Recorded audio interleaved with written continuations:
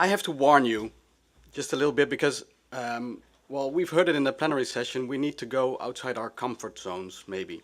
And I'm going to force you to now, because what we do might sound horrifying to you, because what we do is actually create fake news. I own a couple of fake news websites. I train people to create fake news. And who knows what a troll factory is? Like the one in St. Petersburg, where all the people work just to make fake comments and criticize everybody on the internet. Well, I run those things as well, occasionally. So let me tell you how that came to be. I've been working on disinformation already since 2014. First as a student, focusing, I studied Russian studies at Leiden University, and then worked as a research intern at the Dutch MFA to actually work out things to beat disinformation. And what was done at the time was trying to do fact-checking or trying to support independent journalism, but none of that really could defeat disinformation. So we came up with the idea that if you want to learn disinformation, you have to actually find out what techniques really work. And what's the best way to learn that? It's by doing it yourself. So what we've done is we've created a game. That's the first thing. It's called Bad News. I'm going to give you 3 concrete examples of what we've done to let people on an individual level understand the problem of disinformation, actually be able to become resilient. So the Bad News game, you can play it at getbadnews.com. It's just browser based. You can. It takes about 20 minutes. And what you need to do is do all the bad stuff to actually destroy society. So you start off by creating a fake news website, for instance, the best words, and you start to gain some credibility. And of course, credibility doesn't mean that you're telling the truth. Of course, you have to manipulate everybody.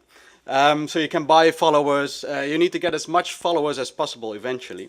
And while doing that, you actually gain badges. So there's a prize for impersonation. There's a prize for using emotion. There's a prize for polarization. And of course, you have to defend yourself sometimes, because who's the enemy here? The fact checker, of course. It's the biggest enemy of all. So what do you do when a fact checker actually tells you that you're spreading fake news? Well, there's 2 options in the game. One is deny everything, and the other one is personally attack the fact checker. So you can imagine which one is the best. If the fact checker has to go into hiding, you've won.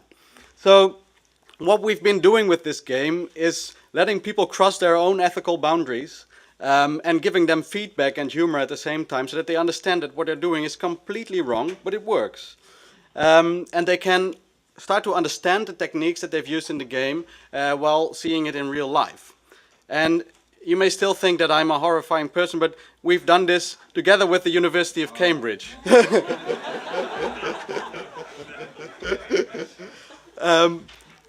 Which is, of course, not related to the Analytica department. Because what we've done is all based on inoculation theory, which means that it's a sort of vaccine. We give you a weakened dose of the virus of fake news, which is the game, and then you actually start creating mental antibodies. Sounds like a fairy tale, right?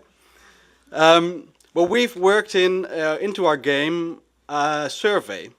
And we had a little bit of success launching the game. So we had 100,000 people play the game in the first week. And about 20,000 filled in surveys. So we could actually do a pre-post study focusing, really focusing on whether they became better at recognizing those techniques that we presented to them in the game. And as you can see, we had a definite decrease, but it should be an increase in recognition of the techniques. I constantly mess this up, but it actually showed significantly that people became better at recognizing those techniques after playing the game, which just took 20 minutes. And we got quite some media attention as well. So we've been on CNN. Jon, my colleague here, has presented for 5 minutes how it actually works. Well, that's my next question. Who believes this is true? And we do like to fake things, but this is actually true. We can't help it. Because it didn't just stop there. We were in 1 week, we were in 380 different media outlets all over the world, including Iran. So we did get quite some traction. There's still about 500 to 1,000 people playing the game every day. And it's used mainly in schools as well. And we're developing an 8 to 10-year-old version as well, as we speak. Which of course takes polarization to a new level. But it is interesting and it's working. And children love it actually, as well as adults. But we didn't stop there. We also started creating workshops. And what we do in the workshops touches more upon real life. Because what we do is we let children in 1.5 hours write their own fake news story, publish it on one of our fake news websites, make it look more credible by using some tricks, and then spread it throughout their own networks, real life. And we do this a couple of times per week, so it's about 100 school children every week spreading their own fake news. And that's really fun as well, because what we do, we have, for instance, we have the new AmsterdamTimes.com or the DutchPost.nl, and they publish it on those websites, and everybody who clicks on those links that they share gets a pop-up immediately that states, "Ha, we gotcha, this is completely fake news, and here's how you can learn to become more resilient yourself." So we're vaccinating in that sense their whole community as well, and teaching them those same techniques that people use to spread fake news. And we have had quite some success as well. Our record, our high record, is getting 800,000 people to click on one message written by two 14-year-olds about a heat wave in the Netherlands.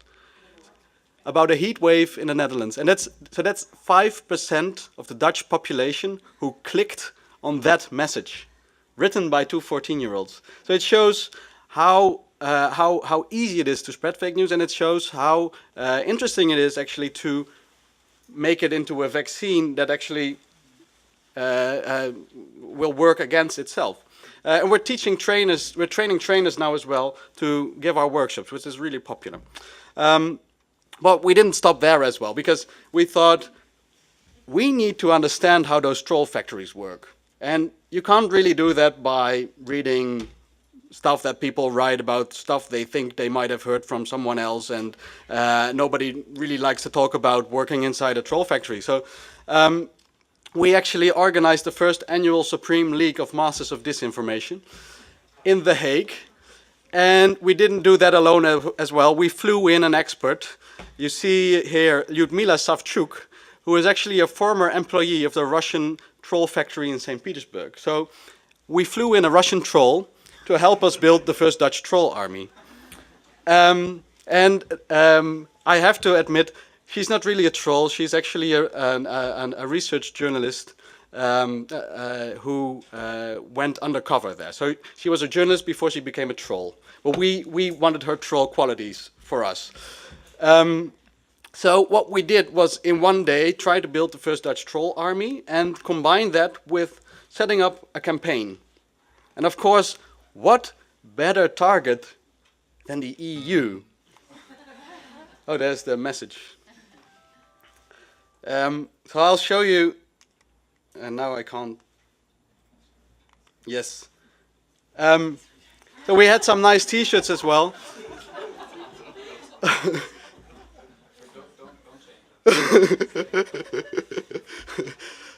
Because what we did was we focused on the European elections of 2019 and how to best destroy them. So they came up with all sorts of crazy ideas about hashtags, and we had a tech department, a governance department, a target department, a doctoring. We had 8 different departments thinking about how to best combine all our efforts. And the people that were there weren't just school children. No, we had actually people from cybersecurity firms. We had people from within our own government. And we even had someone from the European Parliament. So this wasn't an exercise to really create a troll factory. This was an exercise to actually find out what could be done, find some ideas that might really happen, but also to make everybody who was present aware of what they could come in contact with while working at, for instance, the European Parliament.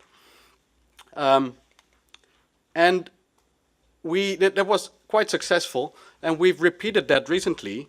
And I can say that it was because of the Committee of the Regions that we did that, because they invited us to do a youth workshop as well in Kiev. So in Kiev City Hall, we gathered 50 students from Eastern Partnership countries, and together we made a campaign to destroy the Republic of Korlipia, which we created.